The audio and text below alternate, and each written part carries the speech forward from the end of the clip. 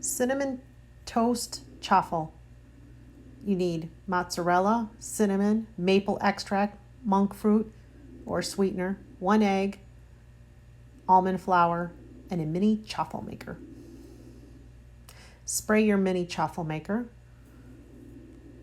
Add your egg to a magic bullet, blender, food processor, 1/2 cup of mozzarella, 1 tablespoon of almond flour, 1 tablespoon of cinnamon, 1 tablespoon of granulated sweetener, such as monk fruit, 1 teaspoon of maple extract, and combine. Meanwhile, while that's combining, make your butter.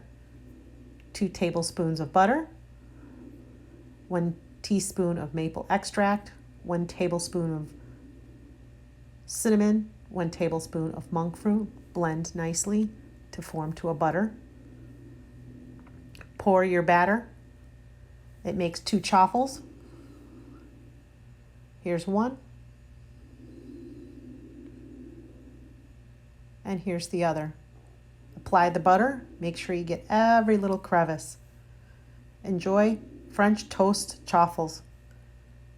So good. Thank you.